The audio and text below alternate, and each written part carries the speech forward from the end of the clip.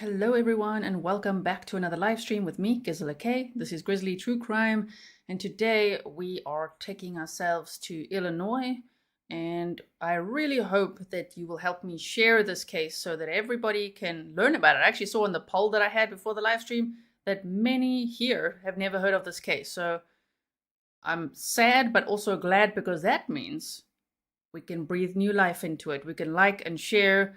You could use the hashtags that I've used in the description box if you want to. And today we're going to do a presentation. We're going to look at a presentation, surveillance footage. We're going to look at map time and everything we possibly can to have a really good overview of this case. It's been 13 years since this little boy was last seen. And the reason it's back in the news is because it's been 13 years since May 13th of 2011. And the National Center for Missing and Exploited Children has released a new age progression photo. So, in case you're wondering, why now? Well, that's why, because they're still, of course, looking for Timothy. Welcome to all my moderators. Thank you so much for everything you do. Welcome to all my patrons, members, subscribers, anyone new here, any family or friends of this beautiful family. Also, I must say, trigger warning, because this case is very upsetting. The mom did take her own life, and hearing about that could upset some people. Okay, so just be warned. All right, so let's do this. Okay, so they say. I like how I always say they say when it's me. President, they say over here on these bullet points. Okay, so Amy was born on May 3rd of 1968, and she grew up in Libertyville, Illinois, graduating from the Libertyville High School and Iowa State University. James Jim Pitzen and Amy Joan Mary Fry met at a party in 2002. Okay? Jim was born and raised in Clinton, Iowa, and Amy had planned to move to Antioch, Illinois to be closer to her mother when they met at this party, which she actually did for a while, and they had a long-distance relationship. Amy had been married 3 times before she met Jim, and she struggled with her mental health. She struggled specifically with depression, and she was taking medication to help her deal with that. She got pregnant with Timothy in early 2004, so again, her and James, who's referred to as Jim, which would be the right nickname, right? Amy and Jim met in 2002, had a long-distance relationship, started dating officially, and then she got pregnant. Now, Jim had actually overcome cancer in his 20s, and he thought he couldn't have children. So this was a wonderful surprise for both of them. Like, whoa, they're actually going to have a baby, and it turned out to be a son, and they named him Timothy. All right. Sorry if I don't see your comments. Hello, everyone.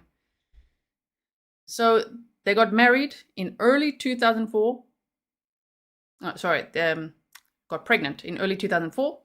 She married Jim in May, and Timothy was born on October 18th of 2004. All right. Phantom, thank you so much. Oh my goodness. Thank you. That is so sweet. So Amy had a brother who died at birth who was named Timothy.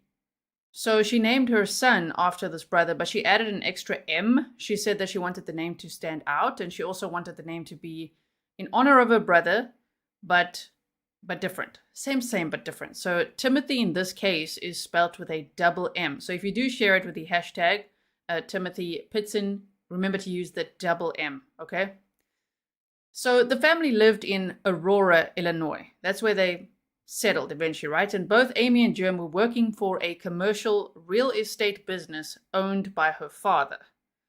Amy's sister said that their family had a fallout with the father, and even though Amy was fired by him, she apparently still kept visiting him. So the family's like, why are you visiting him? But it sounds almost like a story that Amy had, because it seemed like she was traveling. It'll make more sense later. You know, if you just hear the case that we're going to go over here and we see the map time, it might make a little bit more sense. By the way, one of my greatest sources for this case is, of course, the National Center for Missing and Exploited Children, and someone I've mentioned before in great detail, which is Angeline Hartman. Do you remember her from the Teresa Black trial? From William Deshaun Hamilton's case? Well, she's got a podcast, which I told you about then. If you don't know about it or you didn't follow that trial with me, not to worry. The podcast is called Inside Crime. So if you go to insidecrime.org, she's actually got 5 detailed episodes on this case. And at the time when we covered that trial, I was really hoping to at some point cover this case. And this is the perfect time because now at least the case is back in the news and people are paying attention and people are like, wait, I've never heard of this before. So I'm so glad that we as a community can go over it and help to share it just in case. What if someone saw something, knows something? It's just never too late, right? Okay. So that's where I got some of this information. It just made me remember that where Amy's sister said that her family had some kind of fallout with the father, things like that, but Amy was still in contact with her dad. Now, Jim started working for so Amy's father's business eventually closed, so then Jim started working for a company that designed and built schools, and Amy started working for a property management firm. Amy's family said that her and Timothy were like, I think it's my version of saying the 2 peas in a pod. They said they were like peas in a pod. Is that universal to say 2 peas in a pod?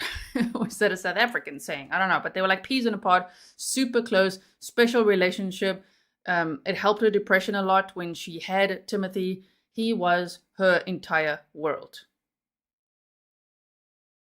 So they loved going to water parks. They loved visiting her mom.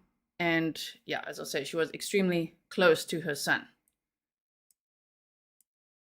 I hope it's all making sense so far.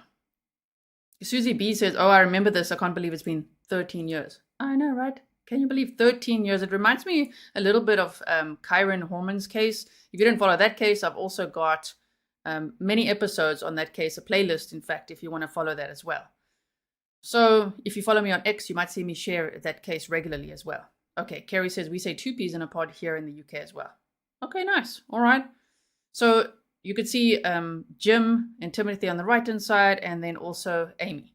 Timothy was taught how to call 911 if there was ever an emergency, and Jim made sure that he had a child identification card that included his fingerprint in case he ever got lost. Amy and Jim had a rocky relationship and argued often about finances and lots of small things. Jim was also very upset to learn in 2008 that she was still in contact with one of her ex-husbands. She said she was planning to meet up with her ex when James was out of town. So he found those messages and, I mean, rightfully he was upset. He just said, well, you're going to have to choose. Like, are you staying married to me, or do you want to go back to your ex-husband, or what are you doing? Why do you want to meet up with him when I'm out of town? All of that. So they said that they almost got divorced then. Okay. But it sounded like they were going through a bit of a rough patch there. And unfortunately, Jim had said to Amy that if they get divorced, he's going to fight for custody of Timothy, right? So that scared Amy a lot. And so they started talking about divorce, something Amy did not want. Her family says she certainly did not want to go through a 4th divorce, and now she had her son to fight for as well. She was worried that she'd lose custody of Timothy, especially due to her mental health struggles. So she felt like she had a disadvantage in fighting for her son, and that really started bugging her, which I think could, play into maybe where her mental health was at the time. So in 2011, Amy actually took off on a birthday vacation with a female best friend. This friend's name is Liz, and this was about a week before everything happened. We're going to go over the timeline of what happened, which would have been in the end of April of 2011. So it was yet another, spontaneous thing. There were some other unaccounted for little trips, or that she said she was working late and things like that.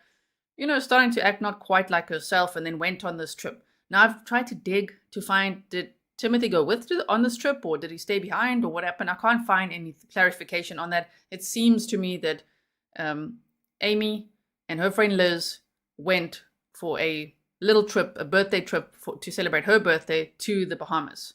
And Jim did not like that. He was not happy about that either. Of course, I mean, why would he be happy about that, right? He's like, what are you doing? And she's just like, off to party. So to celebrate her birthday. I don't know the rest of the circumstances, just reporting what I could find. So the timeline, okay? On Tuesday, I hope you can read it nicely. Maybe I should make myself a little bit smaller here. I'll put myself here. Can you read it nicely? There we go. Okay. On Tuesday, May 10th, of 2011, Jim says that Amy struggled with vertigo. It's something like, he said, it's a little bit like Meniere's disease, and she was just a little bit wobbly, losing her balance, and still tired the next day. So that next day, on Wednesday, May 11th of 2011, Jim dropped Timothy off at the Greenman Elementary School at 7:45 a.m. And then he dropped Amy off at work. That's how it's worded everywhere, but when I dug a little deeper, they did say, okay, so the three of them drove together. It was Jim and Amy, Timothy. They dropped Timothy off at school and, said goodbye, and then he dropped Amy off at work. Okay, so what would normally happen was that Amy would take Timothy to school, and then at around 10:30, when kindergarten classes would end, Jim, who was working only 5 blocks away or so, would come and pick him up and take him to daycare, where he'd be for the rest of the day, and then picking him up and take him home. So the day didn't start off quite the same as usual. And on some of the videos and articles I read, they said that Jim didn't know that Amy had parked her vehicle at her work that day. That I find a bit odd. Like, trying to work that out in my mind. I'm trying to visualize, why would he not know? Isn't that, so how did her car get there? Oh, I'd love to know. I need like little toy cars to be like, what in the hell? Who's going where? But anyway, so he dropped off at work, saw her buzz into the building, and off he went, Well, she clearly didn't stay at work very long. She pretty much turned around, got back in her car, and then went to the school to pick Timothy up. Oh dear. So if Timothy was dropped off at 7:45 a.m., by 8:15 she was there to pick him up. So at 8:15, Amy picked Timothy up, telling teachers that this was now a family emergency. The teachers were a little bit like, whoa, okay, she didn't, park where she normally parks. They took note of that, and they were thinking, this is a little strange, but okay, family emergency, And I mean, it's his mom. It's not like, I don't know, like an aunt or a stepmom or a friend or a stranger picking him up. It's his mom. Like, okay, it's a family emergency. We need to go. So they left school at approximately 8:35 a.m. and they drove straight to a repair shop in LaGrange, Illinois. Hope I'm saying that right. That's also so odd. It's like, get in the car, off we go. We're going to a repair shop. A mechanic then dropped Amy and Timothy off at the Brookfield Zoo, where they spent the day while her car was getting repaired. So that was a nice little plan. When they thought, you know what, let's just go there. I'll show you here quickly. It's quite a mission that they went on. Quite a mission, I tell you. Look at this map time. We'll do some more later. I'm just going to try to show you a little bit of a visual here.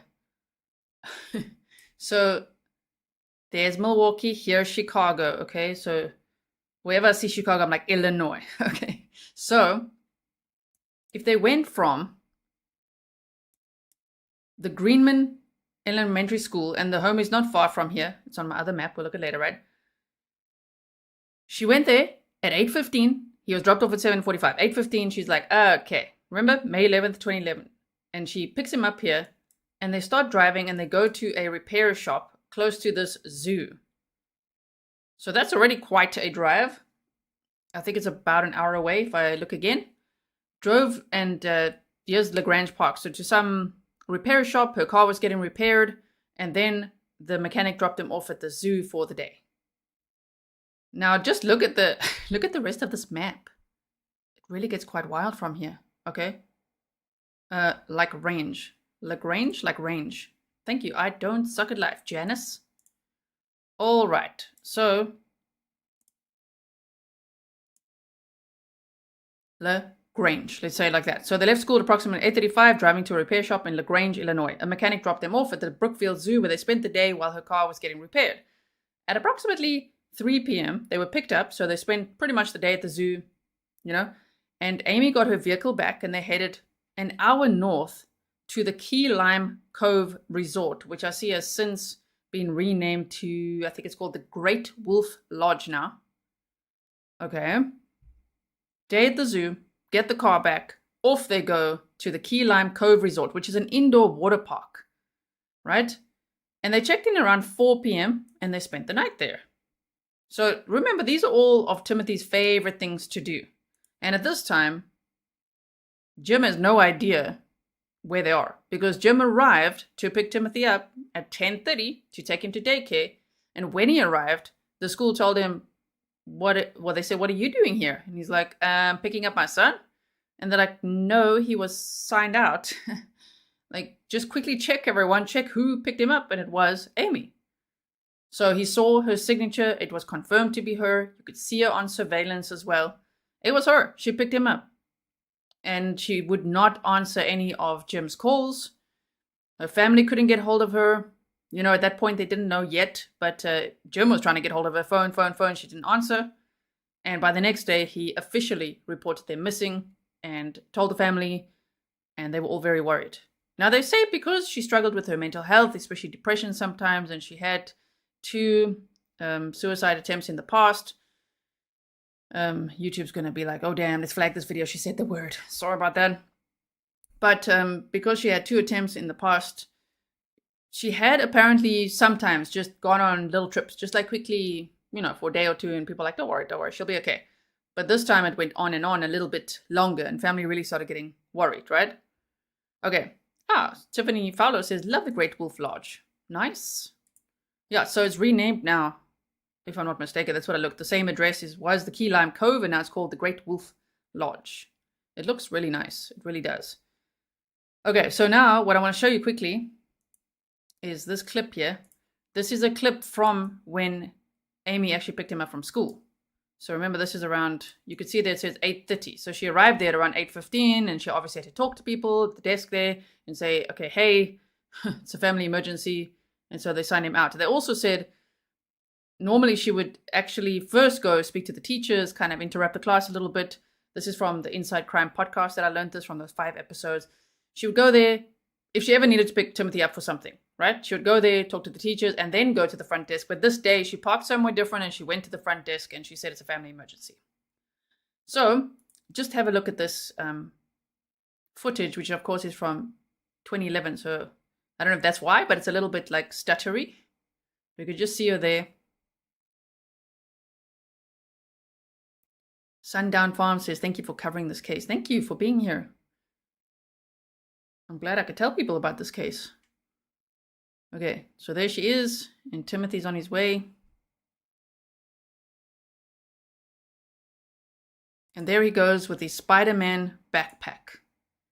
In the clip that I showed you in my intro as well, if you got to see that, he's also got a Spider-Man shirt on. So he obviously loved Spider-Man. Okay, so here they were checking into the Keylime Cove on May 11th of 2011.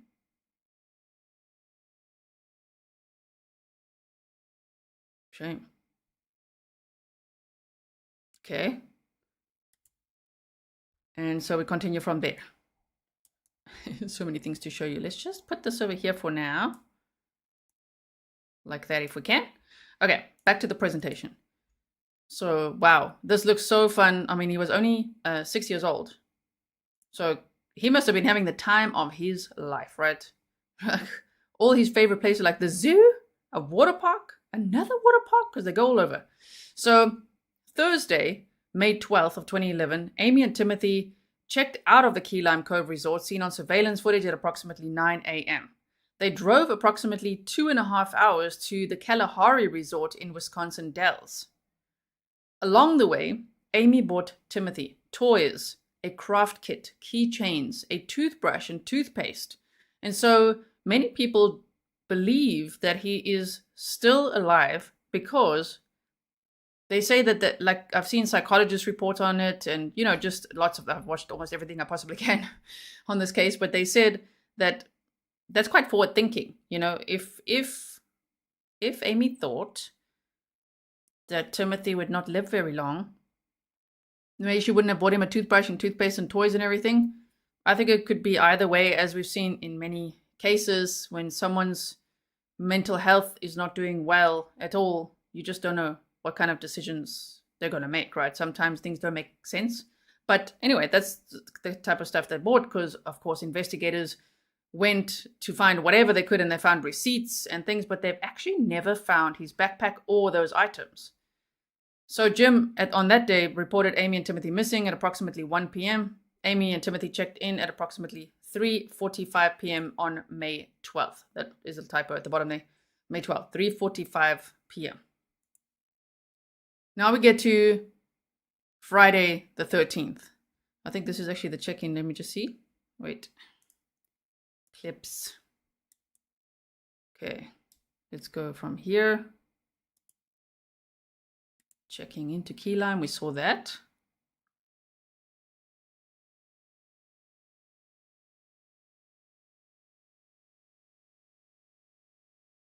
Checking in at the Kalahari Resort.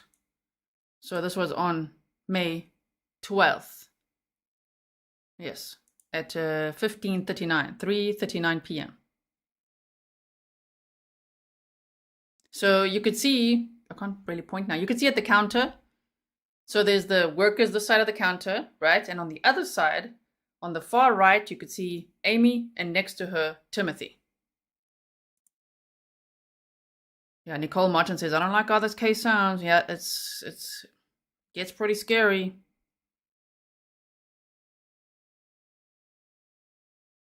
There's no sound to these videos, by the way, in case you're wondering.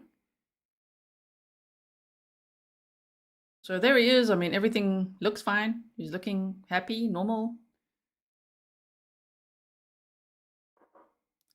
Okay. A few more seconds. And this Kalahari Resort is also a epic water park.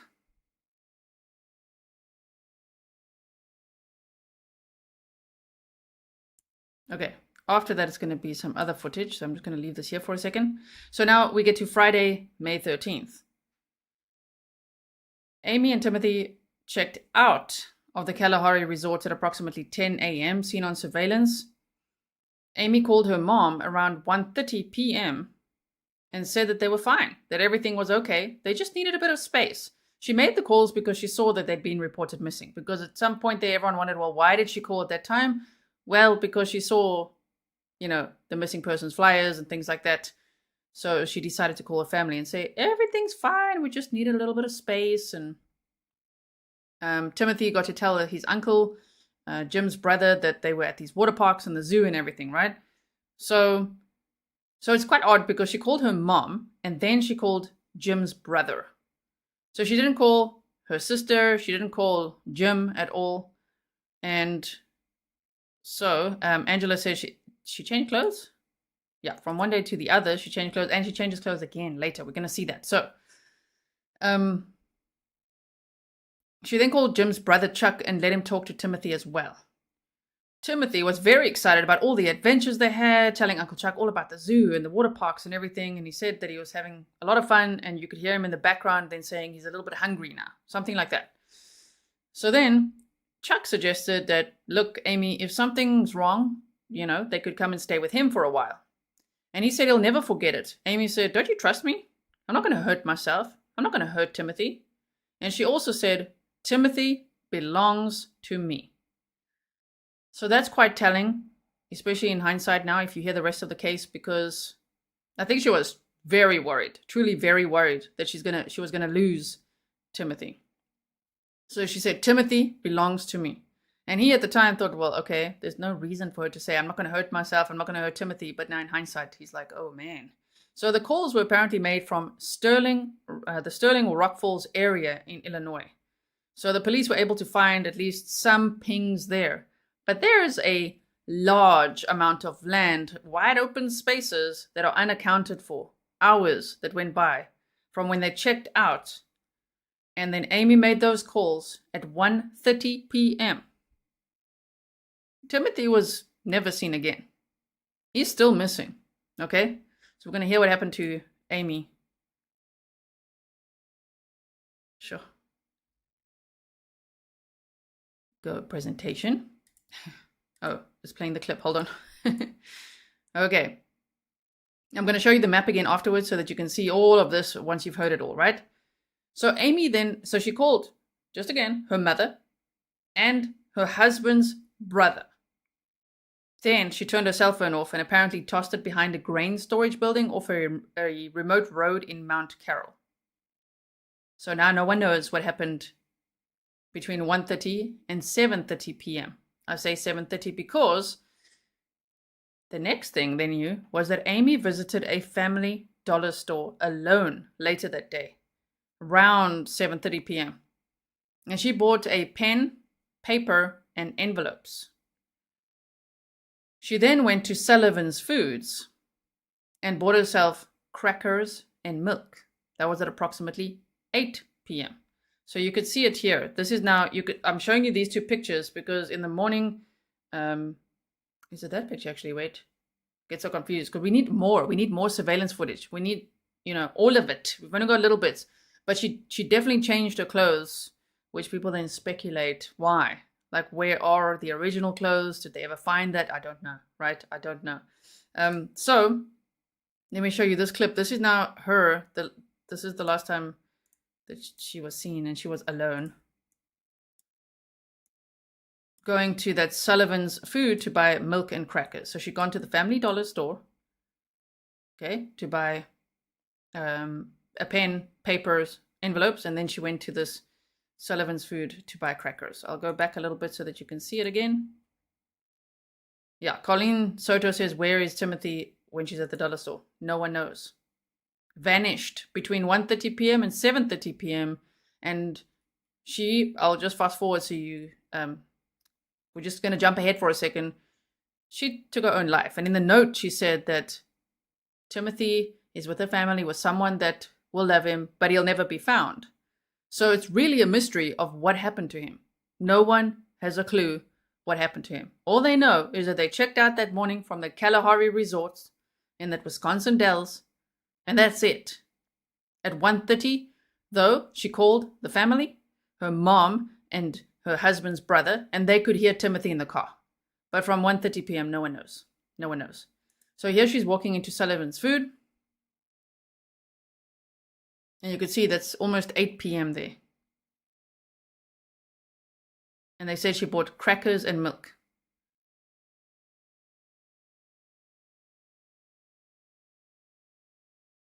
No sign of Timothy there. Now, so I say, where did Amy go between 1:30 p.m. and 7:30 p.m.? They knew that she made some calls in the Sterling, Illinois type area. They said close to Highway 40, around 1:30 p.m. But no one knows what the heck happened between 1:30 p.m. and 7:30 p.m. because she turned her phone off and threw it away, right? At 11:30 p.m., she checked herself into the Rockford Inn motel. So I ask as well, what did she do between 8 p.m. and 11:30 p.m.? I would think she sat in the car and wrote some letters.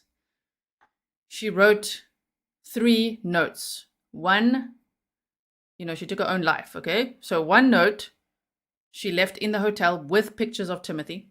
One she posted to her mother, and one she posted to her best friend Liz. They were all slightly different, but said similar things. So we'll get to that. I don't have the exact letters, but there's some time gaps there, So I wonder if she sat in her car or where she wrote those letters between 8 p.m. and 11:30 p.m. because she only checked in at 11:30 p.m. and from that Sullivan's food store to where she checked in is only about 20 minutes. Janet Murphy says she chucked her phone. Yeah, she chucked her phone. Apparently, they said Amy then turned off her cell phone. So after talking to her mom, talking to her husband's brother, she turned off her phone and apparently tossed it behind a grain storage building off a remote road in Mount Carroll. Now, I don't know how they know that, right? Okay. Becky B said, did Gisela not say the dad had taught Timothy how to dial 911 in an emergency? Yes, that's what they said.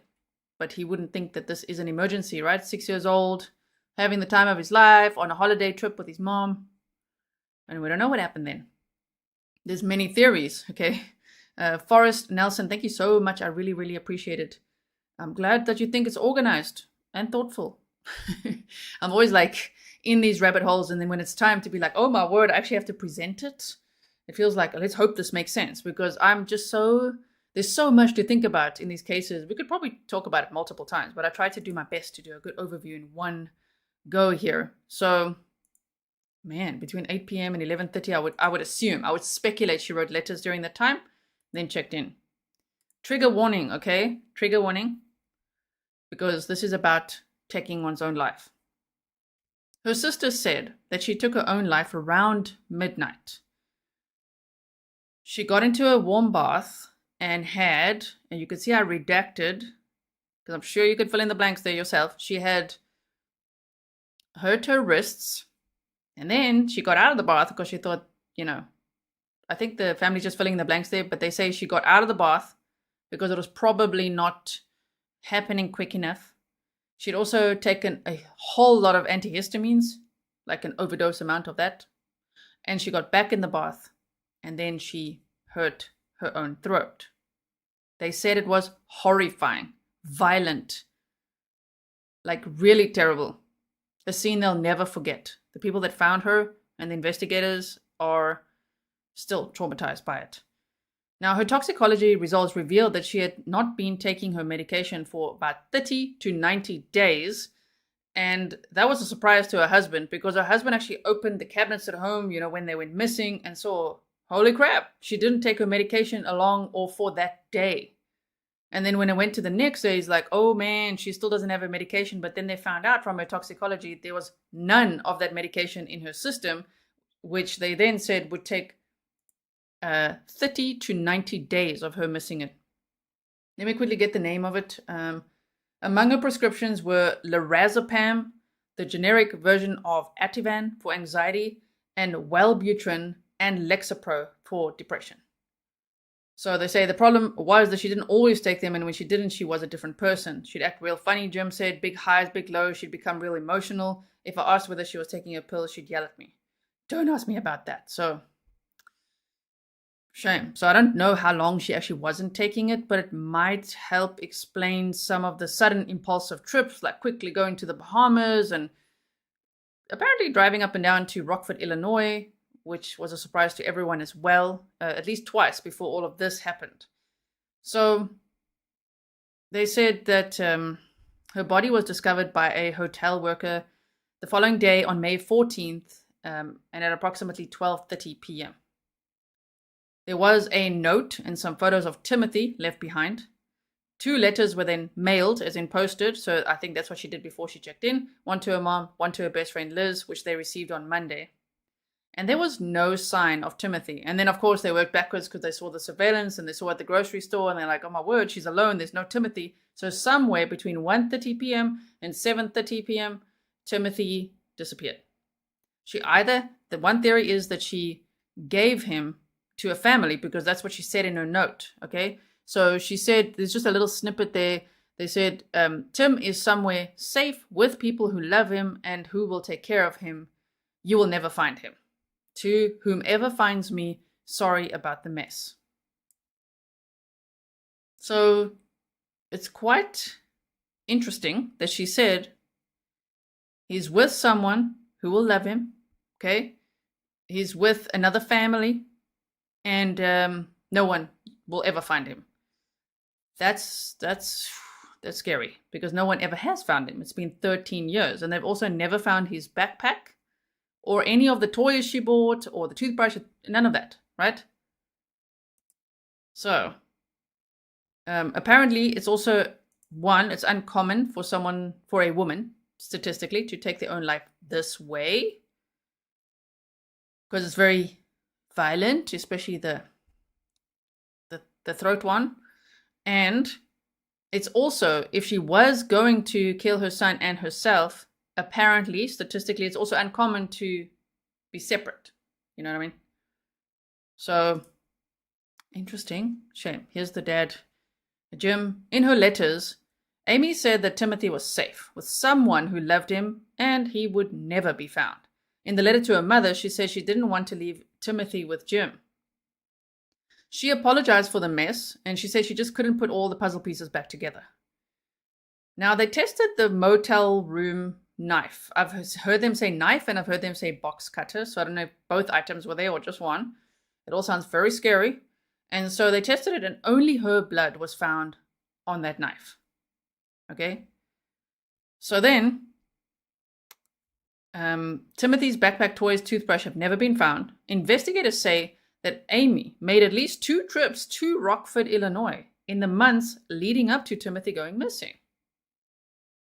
So that's interesting because, let me keep telling you like this. They say she was telling Jim that she was working late. She told family she was visiting her father. Remember, I mentioned that earlier. They say, why is she still visiting the father? Because apparently everyone had a fallout with the father, as in her father. You know, and her and her sisters and family had a fallout with her father for some reason. And they were upset, like, why are you still visiting him? So it sounds like she made up stories to have these little trips to Rockford, Illinois for some reason. Jim had no idea. He really thought she was working late. And he said he worked like 10, 12-hour days, so he just didn't know. Investigators say, well, she took at least 2. I've seen other reports say 3. But 2 to 3 trips, almost like practice rounds. Now, there's different theories, because apparently Timothy once said to his grandma that his mom's friends in Rockford really liked him. And his grandma didn't know what he was talking about. She's like, that's nice. She thought it's just like a little boy talking nonsense a little bit. Like, oh, well, I'm glad that mom's friends in Rockford really like you. Then it makes it easier to see them or nice to see them, right? He's like, yeah. So that I do find interesting. Now, some have speculated that Amy had some connections to the Mormon church. Some have even said to like an Amish family, and that she may have handed him over, which would be an illegal adoption, an unofficial one. It's just unbelievable to think that if that happened, no one has said a word, and he has not, because it's told to call 911. He hasn't picked up the phone. Maybe there's not a phone there, depending on where it is. It's a bit strange, right? But there's always a chance. His family, they say they 150% believe that he's still alive and out there. His dad says the same. Angeline Hartman on her podcast said the same. This is why the NCMEC, they keep this case going and they keep on making these age progression photos because they really hope that one day he'll be found. So then I wanted to see, well, what evidence did the police find? And this concerns me. Investigators say they found Timothy's blood. It was confirmed to be his, so they found dried blood in the back seat of Amy's vehicle. They tested it, they said it was his. Now, the family says, well, his nose bled a lot. Sometimes it gushed, and so it could have been from that. But the police say that it was a concerning amount. Now, that is really a big red flag to me. Because for me, and I'm not trying to destroy any hope, he really could be out there, okay? So please share it. He really could be out there. I hope he's found. I just hope either way that people also continue to search the areas, the large area. The police said they actually said it's too large of an area to just search because it goes over 6 counties and there's lots of wide open spaces. But they said, it's a concerning amount of blood. That one bothers me, especially in context of, let's say, the practice rounds, her saying there's a family emergency, so lying to the school, her taking him to his absolute favorite places, having the best time of his life. And I think it's possible then to buy, toys and clothes and things just as part of the spoil package. Right? I think it's possible. But I'm not saying it's not possible that he's alive. Don't get me wrong. If family's watching, I always want them to feel safe here. I know that that's what we do. We want to keep hope alive. I hope he is found. I'm just a little concerned with what the police said there. And in previous reports, because this case is 13 years old, if you watch older videos, 5 years ago, 8 years ago, whatever, then you can see how things changed over time. How initially everyone said, oh, it's just a little bit of blood. But to hear it on Angeline's podcast, that I think it was the sheriff, or one of the main detectives himself, saying it was a concerning amount of blood. That bothers me, because concerning is not just a nosebleed amount. We know from true crime. If they say concerning amount, I'm like, oh dear. So yes, and Anne says he needs to be found one way or the other. Thanks for bringing it to our attention. So for me, you guys know I like to always analyze risk and things like that. So I just think there's a risk in, let's say, only holding out hope that one day he's going to appear or something will happen. I think the areas also need to be searched because, yes, either way, I really hope there'll be answers for the family. I really hope that he will eventually be found, that this mystery will be solved, because it's a complete mystery what happened here.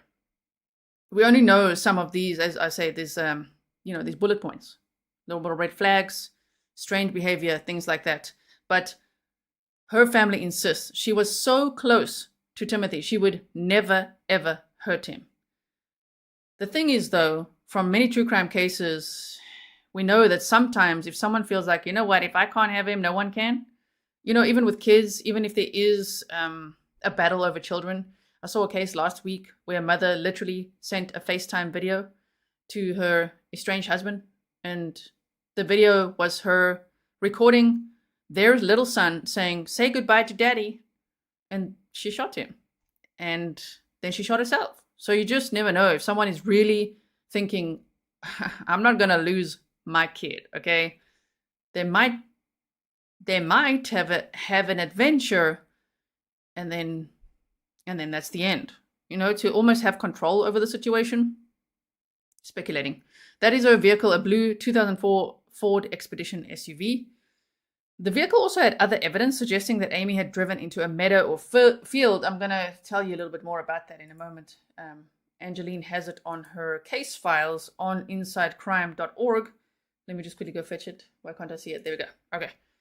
So there's this other evidence that she had driven into a meadow or a field, which is interesting, that she repaired the vehicle first. I don't know what she was preparing or why, but trying to make sure maybe it's robust so she can drive into whatever.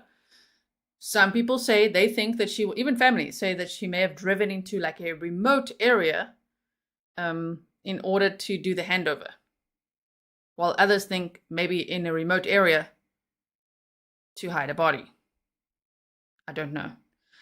So yeah, Kenzie says maybe someone close to her she trusted to love the baby. Could be. So Timothy's never been found. It's been 13 years. And he was last seen wearing green or blue shorts, a brown t-shirt, white socks, and had a Spider-Man backpack. Those items are still important because if people find those items or the Spider-Man backpack or keychains, toys, things that will probably be in the backpack, that's also interesting. Okay, now let me quickly show you this. This is Angeline Hartman's, she's a spokesperson for the National Center of Missing and Exploited Children.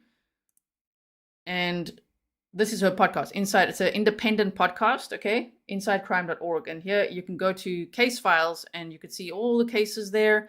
And Timmothy Pitzen, if you click on that one, here she tells us a little bit more about the vehicle. So I just wanted to show you this. They say episode number 38. She's got 5 episodes on this case, which I would highly recommend listening to. And I will link it below for you, okay? I'm also a proud Patreon supporter of Angeline Hartman. I think the work she does is amazing. So according to Aurora Police, a private forensics lab in Elgin, Illinois, processed evidence found on Amy Pitzen's SUV.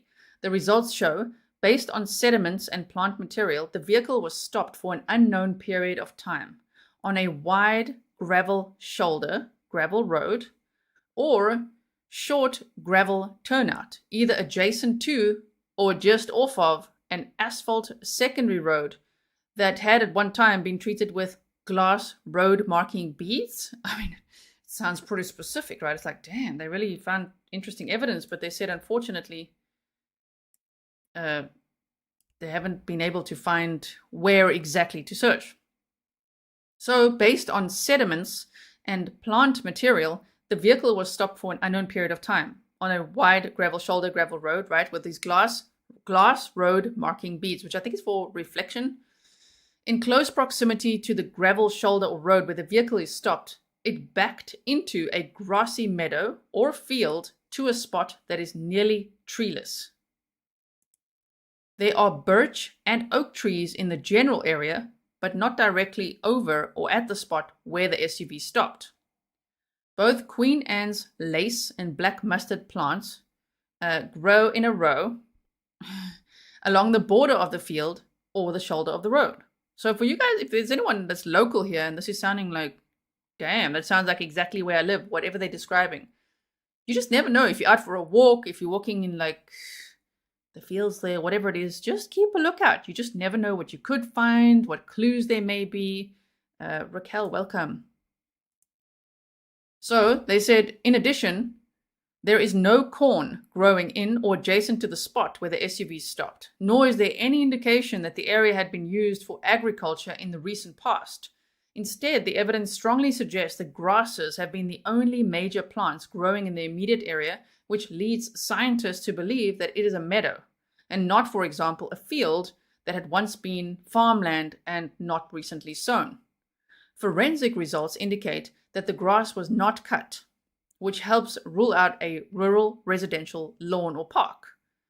There is also a strong likelihood that there's a pond, small stream, or a creek in the area. Scientists further believe that the meadow is most likely in northwestern Illinois, with Lee and Whiteside counties as the most likely locations. So if you live in Lee and Whiteside County, you just never know. It's very thorough and specific, right? However, in areas of Carroll, Ogle, Stevenson, and Winnebago counties, they can't be ruled out either. So you could see, then it's a very large area. If it becomes Lee and Whiteside counties, but then also Carroll, Ogle, Stevenson, Winnebago, that's 6 different counties. And that's why the police say it's an overwhelming area to search, even though they've got that evidence. Okay. So Shannon Begley said, if she portrayed the father as a bad man or the couple couldn't have children, I could see people not saying anything. Yeah, she could have even said, told Timothy to behave, he's in danger, she's going to keep him safe, or whatever it is. You just never know, So they said Microtrace has since performed other tests, but has not been able to further narrow down the 6-county area, an area much too large for police ground searches. Oh my word. As mentioned in episode 38, there are the missing items that may yield clues and those of which people should be looking for. Timothy's Spider-Man backpack, several toys, a tube of toothpaste and toothbrush. There are several state parks and other popular areas for outdoor enthusiasts in that part of Illinois, and police are asking that hikers, boaters, and other visitors be on the lookout for the items. Whew, my goodness. Gerda said, not a lot to say, simply that you are the best. Thank you, Gerda, and thanks for being a member for 10 months. Yeah, Woody Deason says, plant forensics. Yeah, they had to narrow down something. They had the car. They had lots of, they say like tall grass and weeds under the car, which proved that she had driven into what they say here, all of this, like some kind of meadow. So that's interesting as well. We are going to do some map time as well.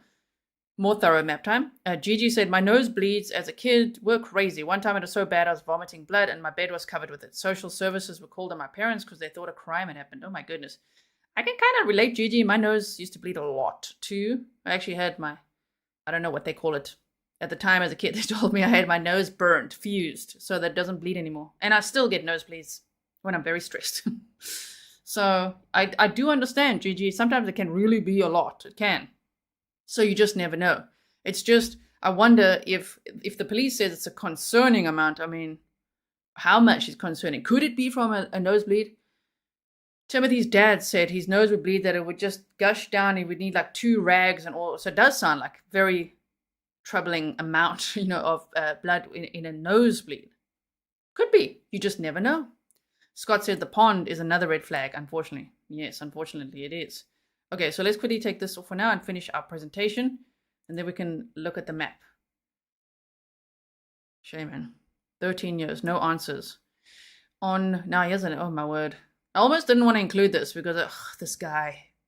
Now we're going to get snarky.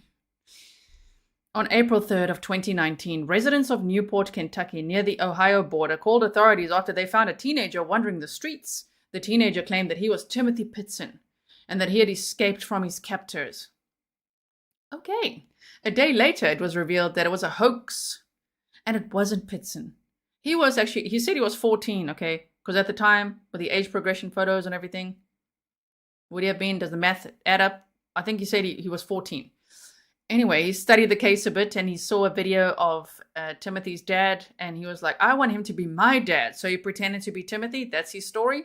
So they say a day later it was revealed that it was a hoax and it was not Pitzen. He was identified as 23-year-old Brian Rennie, a man who had just been released from prison less than a month prior to his claim.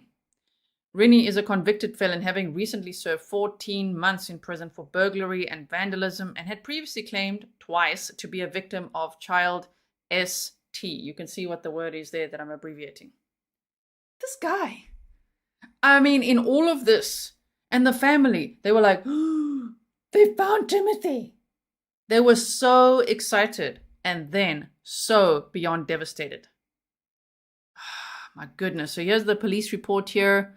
Little snippet that I found. They say we received a dispatch from HCCC regarding information that they received from Campbell County Dispatch. Campbell County Dispatch advised that a 14-year-old male named Timmothy Pitzen had just escaped from 2 kidnappers that have been holding him for 7 years. Oh my word. Timothy is originally from Illinois and was last known to be with his mother, who apparently had killed herself. A note was left stating that Timothy was with someone but was safe. Timothy described the 2 kidnappers as 2 male whites bodybuilder type build. One had black curly hair, a Mountain Dew shirt and jeans, and has a spiderweb tattoo on his neck.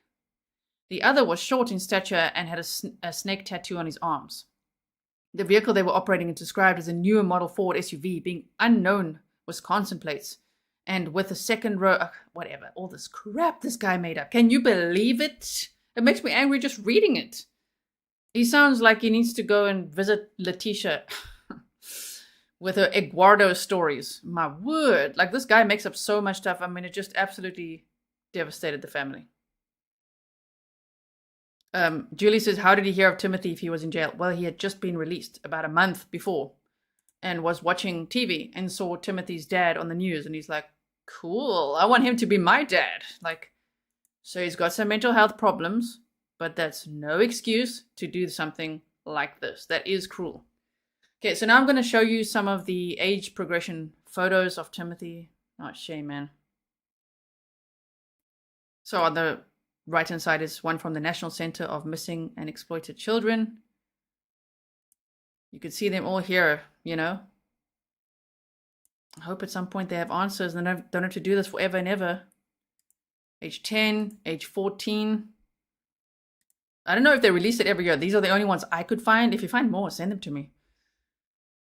Just so we could see, you know, the progress of all of it. Shame, man. 2021, that's what he would look like if he was 16. And now they've just released this new one. As in last week, because today's date is what, the 15th? And Timothy was last seen on the 13th of May of 2011. So just 2 days ago, it was 13 years since he was last seen. So they've made this age progression photo, and they say that's what they think he would look like now. And we know the National Center for Missing and Exploited Children, they do an excellent job at these. They have helped solve many cases, find people. So yes. Khadra says, this is so deranged. The family's been through hell. Okay. So I think that's it for my presentation. Oh, yes. If you have any information about Timothy or his disappearance, please call the NCMEC at 1-800-843-5678 or the Aurora Police Department, Illinois at 1-630-256-5516. So the case is still active, open. They're still looking for Timothy. You know, I hope it's like that shame, man. William Deshaun Hamilton. Remember that case? I mean, it took so long to even identify that little boy. And then finally we saw a trial. We watched that together. Oh my goodness. So it's never too late. Okay. So I really hope that there will be. And poor Jim as well. Just had to carry on with his life. I don't know if he remarried or anything. I couldn't find anything like that in the time that I've had to research this, even though I've been down the rabbit hole for a bit now. So let me know if you have information to share that I could add to this or something else that we could look at. Please do send it to me. My email is grizzlytruecrime@gmail.com. Okay, so we've seen the clips there. I just want to see what I've got here for you. Yeah, it would be the map. Okay, hold on.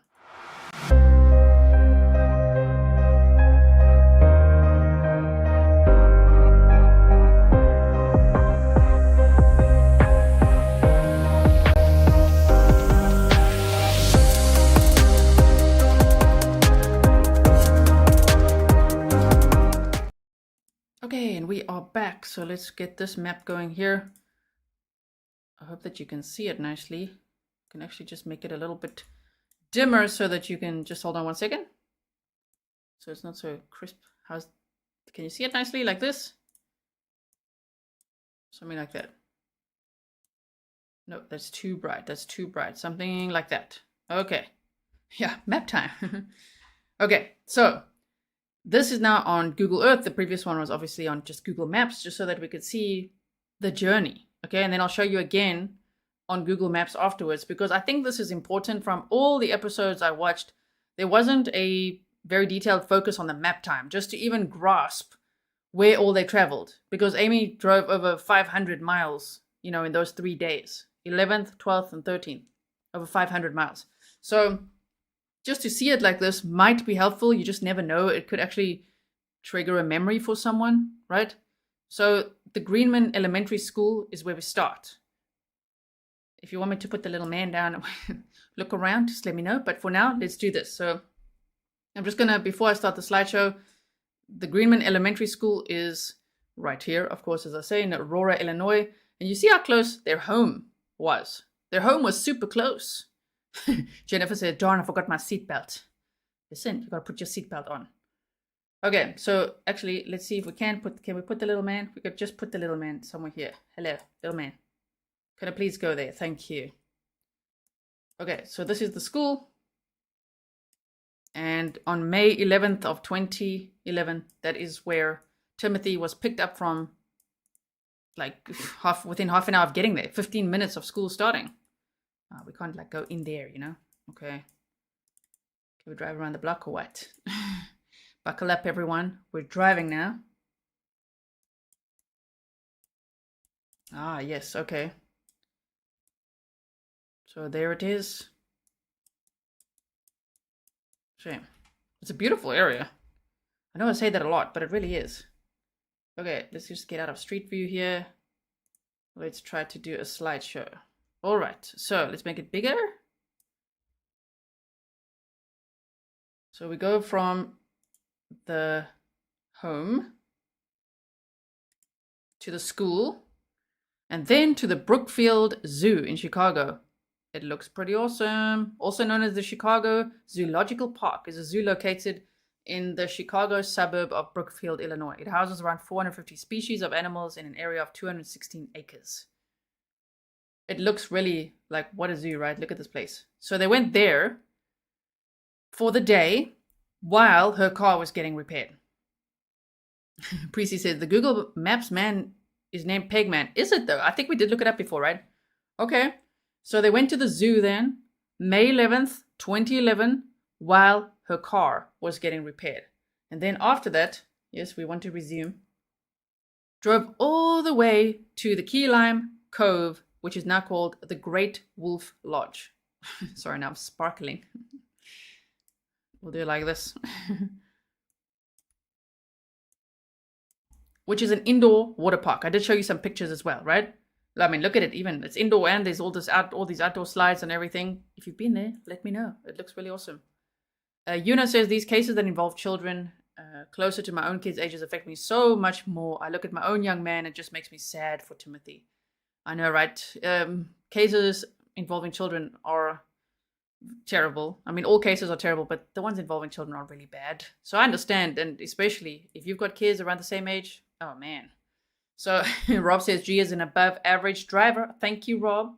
So then they went here, had a great time, spent the night there, and the next day checked out, and they drove all the way to the Kalahari Resorts and Conventions in Wisconsin Dells. Dr. Grundy said it was about a 4-hour drive.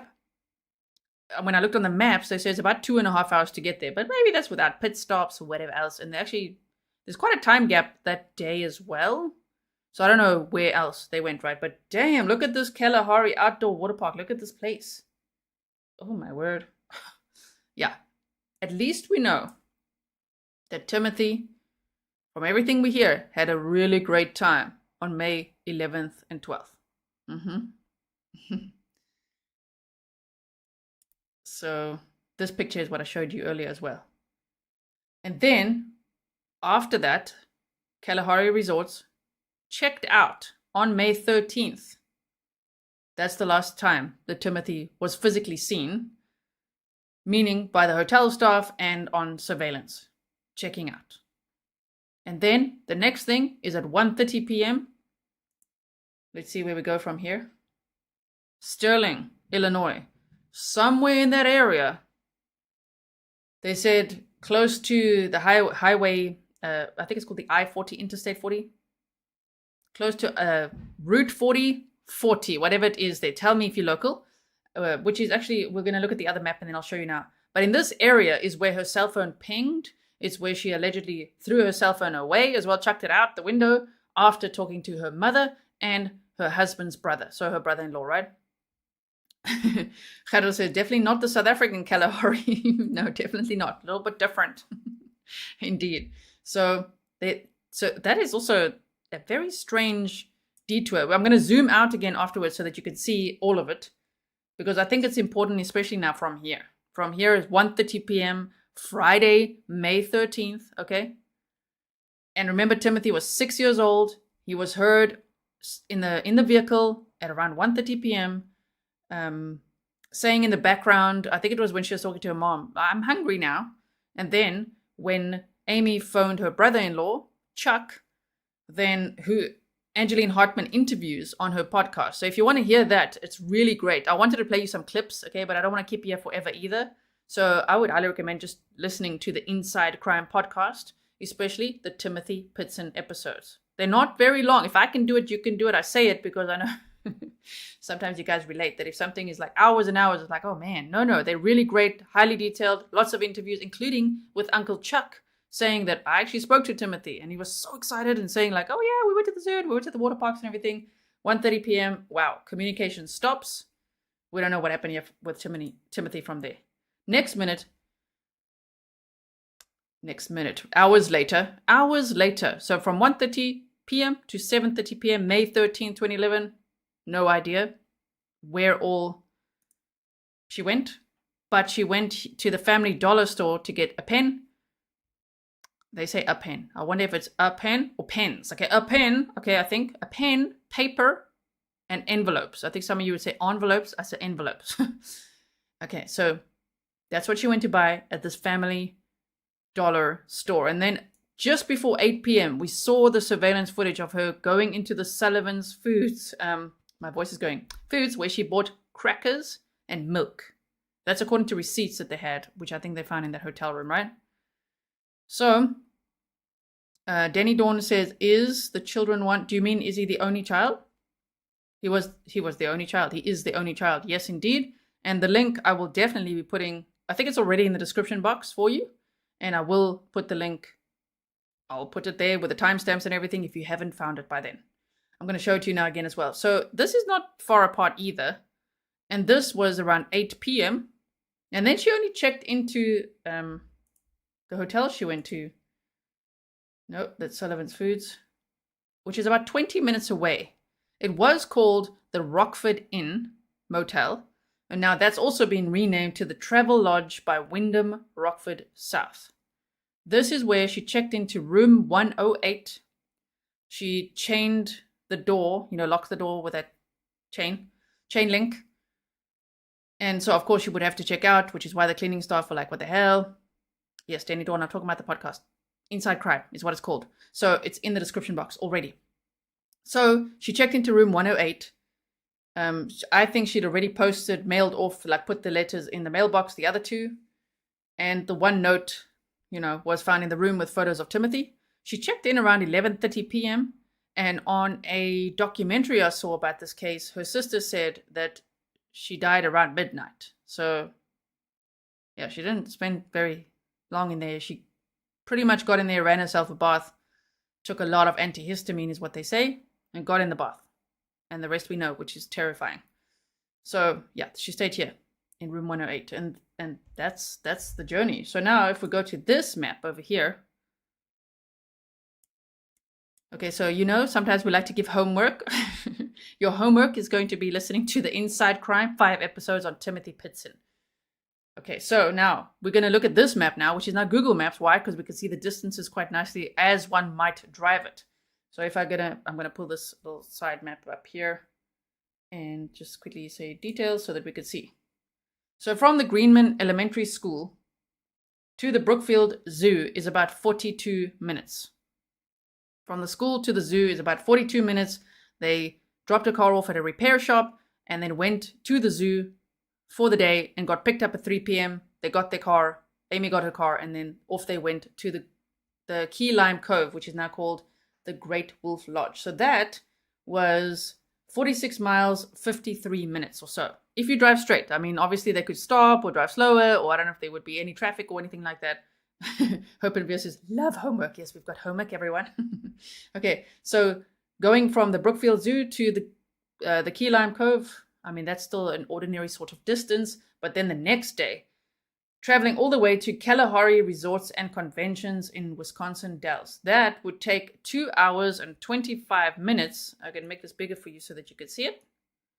That would take about 2 hours, 2.5 hours or so, to go from Keylime Cove all the way north like this to the Kalahari Resorts and Convention Center, the water park, right? So, and if we looked at our timeline again, it doesn't quite match from when they checked out to when they checked in. You know, if it's 2.5 hours or 4 hours, there's actually, I think there's quite a bigger time gap. So I'm not too sure what else they did along the way. Stayed there, checked out there on May 13th, Friday. And that is when Amy, then with Timothy in the car, because you could still hear him on the phone, drove somehow, somewhere to the Sterling area, Sterling, Illinois. Now that would take another 2.5 hours. That's another 2.5 hours down here. Now what the police say on the Inside Crime podcast that Angeline interviews them, one of the detectives says this is pretty much a turning point, it seems, like a mental turning point for Amy, because she's traveling southward like this, and it would literally be the difference of either turning eastward or going west. It's, you know, like a fork in the road. And she decided around here, she probably still went south a little bit. So instead of going back home, she turned the other way and went to the Sterling area. This is the last known area where Timothy was in the vehicle. So what we know from there, that was at around 1:30 p.m. To get to the next point, the Family Dollar store would be 1 hour and 8 minutes. But we know that many more hours passed, from 1:30 to 7:30 at least. So it's not 1 hour and a half, it's 6 hours. So where did she go? You know, that's a scary thought. And then from the Family Dollar store to Sullivan's Foods, 2 minutes, and then 14 minutes or so to the motel. So this is important for map time to know. Let me just quickly do this. Okay, so between Sterling, that's the last time Timothy was ever heard on the phone. Somewhere between there, and when she got to that motel, something happened. Whether he was handed over to someone, I don't know. And here's Rockford. I mean, and she traveled to Rockford a few times in the past. Her sister also said that they used to, as kids, travel to, now how do you say this word? You guys might have to help me say that word. I don't even want to try. I know I've tried it before. I remember there was a case where I said it. How do we say that one? Is it like Dubuque? Someone said something like that. Dubuque. I think that's what it is. Her sister said that they used to actually travel to there quite a bit as kids. So she wonders if maybe she traveled that way. That is interesting as well to know, right? But you could see it's actually quite a large area when you start looking at the radius that she could have traveled, right? Okay. Let me quickly see what I'm missing. Mark Kilo said, I would still like to know where her car was last found. Was it at the motel where she was found and alive? I also want to know exactly where, because they say, yep, car accounted for. I want to know too.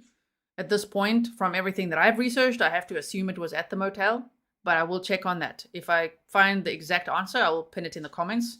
Scooter said, look how close that is to Iowa, where Amy lived with her grandparents in the 90s. Yes, Scooter, good point as well. They said that Amy lived with her grandparents, yes, in the 90s. And so let me put that in as well.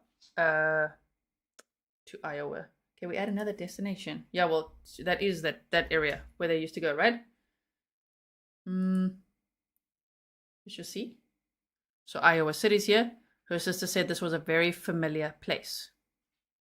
So I don't know. I don't know if she knew someone there, if she visited someone. It's a bit odd that Timothy said, my mom's friends in Rockford really like me. Nobody knows who he's talking about. Nobody knows about the 2 or 3 trips that she took there, why she took them there, why she said I'm just working late. She said she was visiting her dad, all sorts of things. I don't know exactly where the dad stays or stayed, but it's a bit odd. So yeah, look at this map time. Oh my goodness. All over the place. Tomorrow said, do we know what repairs she had done in the vehicle? I don't know exactly what. If you guys find any detailed information, you know I love details. We can meet again. I can add to my presentation and we can try to put as many facts on there as possible and keep sharing it, right? Okay, so that's the map time. Now, the homework. 1, this is the National Center for Missing and Exploited Children. I've linked this for you already. So if you download this flyer here, this poster, if you share it, that would be very helpful as well. You could share this live stream too with a hashtag Timmothy Pitzen. Get it going on social media again. I hope that we can breathe some new life into this and have people asking questions, have more people covering it. It's always great when more people cover it, right? Of course, if they keep an open mind and don't just blame people for murder, just keep an open mind, because at the end of the day, I really hope that they can find Timothy. Whether it's finding Timothy, 19 years old now, he would be 19 years old now. Or if they find answers, clues, whatever that may be. So the homework would be to read this, which is linked for you, and share it. And then also to go to insidecrime.org. You can go up to podcasts. Let me just click on it and show you. Okay. Podcast. There we go. Angeline Hartman is also on X. So if you want to tag her, that would be great too. So Inside Crime with Angeline Hartman. They say it takes you behind the scenes and beyond the headlines. You'll hear candid conversations with everyday people whose lives have been impacted by crime. Host Angeline Hartman delivers fresh and honest perspective from law enforcement, victims, families, and survivors about their unique experiences inside crime. Now, if you go to this insidecrime.org and you scroll down, you don't have to scroll down too far. You could see part 1 is episode number 36. Then part 2 is 37, part 3, 4, and 5. So that was a whole season that Angeline did. It's an independently used, created podcast. So she's got Patreon where you can support the work that she does, much like I have Patreon as well. Thank you to everyone who's a patron of mine.